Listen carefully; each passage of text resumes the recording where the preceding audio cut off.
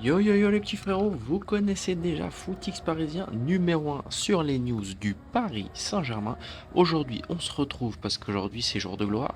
Enfin c'était hier, il y a eu l'équipe type de, du journal L'équipe qui est sorti. Vous allez me dire journal L'équipe, média français qui avantage les Français et les équipes françaises. C'est ce qu'on va voir tout de suite les gars, je pense que c'est pas vraiment le cas, mais on verra ça tout de suite. Footix parisien pour vibrer chaque jour. Les couleurs de Paris, c'est l'amour toujours. Actu déchaîné, prépare-toi au détour. PSG, c'est la vie, la passion, le parcours. Alors les gars, on peut voir dans cette équipe type de l'équipe de l'année, il y a une dominance énorme déjà parmi les joueurs du PSG, des joueurs du PSG, et en plus de ça, on a deux joueurs français en plus que sont Kylian Mbappé et Saliba. Donc pour nous en tant que Français, fans du Paris Saint-Germain, c'est excellent. C'était une excellente année du football. Et donc on va voir ça tout de suite. Pour moi, il y a quelques joueurs qui font débat, mais déjà on va voir les joueurs qui pour moi ne font pas débat. Pour moi, tu es obligé de les mettre. Donnarumma au cage, il n'y a pas débat. Il y a eu des bonnes performances de gardien cette année, mais pas autant que Donnarumma qui pour moi est un joueur majeur, qui a été un joueur majeur du Paris Saint-Germain, qui a donné presque une Ligue des Champions au Paris Saint-Germain. Très clairement, sans sa séance de tir au but face à Liverpool, il n'y a très certainement pas de excusez-moi, il n'y a très certainement pas de quart de finale contre Aston Villa. Sans ces énormes performances pareilles contre Aston Villa, il n'y a pas de demi-finale contre Arsenal. Ensuite, contre Arsenal, sans son début de match sur le match retour, il n'y a pas de finale. Bon, en finale, il était beaucoup plus tranquille vu qu'il a eu à faire un ou deux arrêts si je dis pas de conneries. Mais voilà, pour moi, c'est le joueur où il y a le moins de débat avec Hakimi Nuno Mendes. Pour moi, Hakimi Nuno Mendes, c'était l'année, pas de la révélation, parce que nous qui suivions le Paris Saint-Germain et qui étions fans des Paris Saint-Germain, on le savait, on voyait déjà que c'était les deux meilleurs joueurs du monde. Mais à droite, pour Hakimi, il y avait des joueurs comme Trent Alexander-Arnold qui faisait le travail et qui était dans le débat, des joueurs comme Carvajal aussi, même qui sont dans un autre registre, qui rentraient dans le débat. Mais très clairement, cette année, Hakimi, il n'y a plus de débat. On est là, on le compare même à des très très grands joueurs. On se demande même si c'est pas le meilleur joueur au poste, tout simplement, de tous les temps. Ensuite, Nuno Mendes, pareil. Nuno Mendes, on est en train de se poser la question si c'est pas le meilleur. Et alors que pourtant, il y a des Roberto Carlos, etc. Les gars. Comme Hakimi, il y a des très très gros joueurs. À Nuno Mendes, il y a des Roberto Carlos. Moi, je le dis, il y a des Maxwell. Moi, je le dis. Je n'ai jamais vu ça pour un joueur, en tout cas de son âge. Il a 22 ans, c'est excellent. C'est déjà un cadre de l'équipe. J'y arrive même pas à m'imaginer la carrière que va avoir ce joueur. Déjà, t'as déjà gagné avec des champions en étant un des meilleurs joueurs du monde à 22 ans, euh, en étant un taulier de l'équipe. Très honnêtement, je vois pas d'autre chose.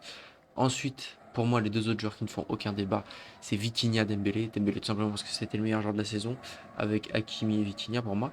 Euh, Dembélé, en plus, ça, il y a le gros nombre de buts, on sait que ça compte, notamment pour la tête de Noisette qui est là. On sait pourquoi il est là, c'est juste pour son nombre de buts, mais on va en débattre juste après. Euh, Dembélé nous a fait surtout une deuxième grosse partie de saison. La première partie de saison était déjà excellente, la deuxième partie de saison était incroyable. Je crois, à part peut-être Benzema en 2022, quand il gagne le Ballon d'Or et qui nous fait une deuxième partie de saison incroyable, je crois n'avoir jamais vu un joueur autant dominer un, le football pendant un certain temps. Voilà. Très honnêtement, je pense que c'est une saison dont on va se rappeler dans les prochaines années comme étant extrêmement dominatrice, comme Benzema en 2022, où très clairement, il y avait personne à sa table pour le Ballon d'Or, par exemple. Ensuite, Vitinha, très clairement, juste, en fait, s'il y avait juste eu l'action qu'il nous a fait en finale de Ligue des Champions, on l'aurait déjà mis dans l'équipe, très honnêtement. Mais en fait, le truc, c'est il y a une saison tout autour. Le maestro du Paris Saint-Germain, le chef d'orchestre, excellent, excellent, excellent. Ensuite, Lamine Yamal, pour moi, il n'y a pas débat non plus. Lamine Yamal, t'es obligé de le mettre dans cette équipe. C'est un joueur très très présent de la scène mondiale, même si pour moi, j'ai pas envie de dire un peu surcoté, parce que c'est un joueur excellent. C'est un joueur qui très clairement, euh, ça fait partie des tout meilleurs en Europe. Il a 18 ans, il s'assoit sur le football, c'est déjà un c'est même pas un cadre, c'est très certainement le meilleur joueur du Barça. C'est excellent, t'es obligé de le mettre dedans.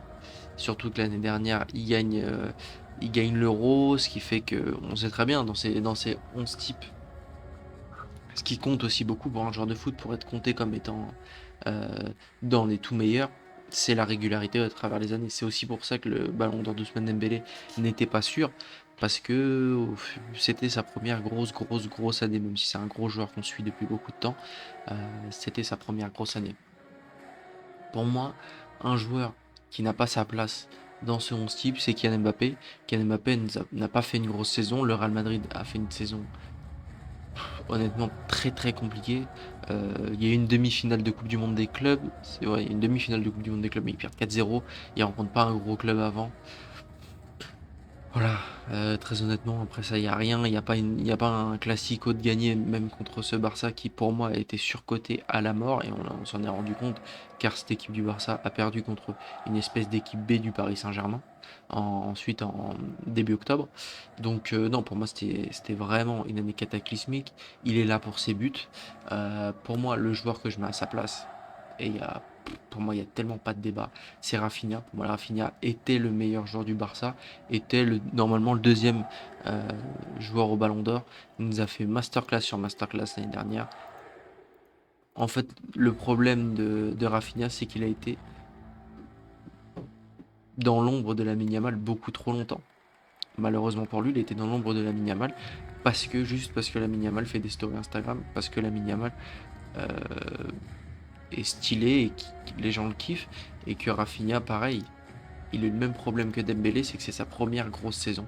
C'est sa première, même si la première saison, je crois que c'était sa première saison l'année d'avant au Barça, c'était déjà une plutôt bonne saison, mais c'était pas une saison comme il nous a fait l'année dernière. Et pour moi, c'est le gros raté de cette équipe. Euh, pour être tout à fait honnête, moi j'enlèverais Doué de ce 11. Voilà, je sais il a fait la plus grosse performance en finale de Ligue des Champions, mais pour moi, je mets la même équipe, sauf qu'à la place, j'enlève Doué, j'enlève Mbappé, je mets à la place de Doué, enfin à la place de Mbappé, du coup, je mets Rafinha et je mets Fabien Ruiz avec la triplette au milieu du PSG. Ensuite, il y a le débat Saliba-Marquinhos, pour moi qui est un vrai débat. Je sais pas, je ne comprends pas ce qu'on reproche à Marquinhos. Je ne comprends pas. Je ne comprends pas ce que les gens reprochent à Marquinhos, mis à part c'est le message qu'il envoie quand il est sur le terrain. Je ne comprends pas pourquoi c'est un joueur qui est au final si détesté, mis à part le passif du Paris, qu'il est relié au passif du Paris Saint-Germain, qu'il est au club depuis 12 ans, mais les gars, faut pas se renier non plus. Voilà, on est comme le PSG, certes, il était là dans les mauvais moments, parce qu'il y a eu des mauvais moments du PSG, mais il était là aussi dans les grands moments. Pendant le Final 8 là, à Lisbonne, où il y a Neymar qui brille, d'ailleurs pas Kylian Mbappé à l'époque, Neymar qui brille, il y a aussi Marquinhos qui brille, je me rappelle de sa tête, notamment des beaux buts, etc. Les gars, arrêtez de négliger Marquinhos, qui est pour moi un grand joueur, et on s'en rendra compte quand il est parti, comme on s'en est rendu compte pour Thiago Silva. Thiago Silva, il était critiqué tous les ans au moment où il est parti. Il est parti, il a gagné sa Ligue des Champions avec Chelsea, en étant, si je dis pas de conneries, capitaine, ou alors c'était Azpilicueta le capitaine, mais bref, peu importe, en tout cas, en étant un taulier du vestiaire. Pour moi, Marquinhos est un joueur très sous-coté. Aussi, il y a un autre débat qui, en fait, pour moi, me fait plaisir qu'il est pas dedans, c'est Declan Rice. Declan Rice qui nous fait déjà un très gros début de saison, mais c'est pas le débat, là on parle de la saison dernière. Après, c'est l'équipe de l'année sur l'année entière, donc c'est l'équipe de l'année 2025. Euh, pour moi, Declan Rice l'année dernière, c'était une bonne saison, mais en fait, il a été mis dans les équipes de l'année pour son double coup franc contre le Real Madrid. Certes, c'est hyper impressionnant, mais pour moi, Joao Neves, sur la saison dernière, encore une fois, c'est incroyable. C'était dingue, il nous a fait que des performances de dingue. Euh, je pense à son doublé contre Inter Miami, bien sûr, euh, à des très grosses performances en Ligue des Champions. Je pense à son but de la tête. Il sera pas là, je crois. Si, son but de la tête contre Manchester City, son énorme match contre Manchester City. C'est un joueur, sa première saison à haut niveau. Il venait d'arriver au PSG. Honnêtement, c'était un petit peu un pari qui a fait Luis Enrique sur ce joueur qui était encore assez jeune. Il a réussi à déloger Zaïre Emery, qui n'était pas une mince affaire, qui était le le joueur sur lequel voulait se concentrer le PSG. Donc pour moi, c'est un grand oui, et je mets Joao Tevez aussi dans mon équipe de l'année. Aussi, on pourrait nous reprocher, ouais, c'est l'équipe, donc ils avantagent les Français, ils avantagent les, les Parisiens. Les gars, juste l'année dernière, équipe 2024, pas un joueur français, pas un joueur parisien. Donc, euh, donc voilà, très clairement, non, l'équipe n'avantage pas les joueurs français.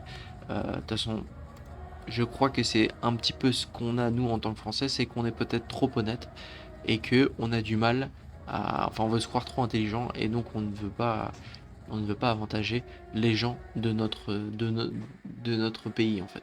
Donc je pense que ce serait un faux procès de faire ça à l'équipe. Vous n'hésitez pas à me dire quel est votre 11 de l'année 2025. Est-ce que vous mettez du coup Marquinhos? Est-ce que vous mettez Kylian Mbappé? Je pense que beaucoup mettront Kylian Mbappé et que c'est un peu un hot take de pas mettre Kylian Mbappé vu le nombre de buts qu'il a marqué cette année. N'hésitez pas à me dire, à liker, vous abonner et à partager cette vidéo.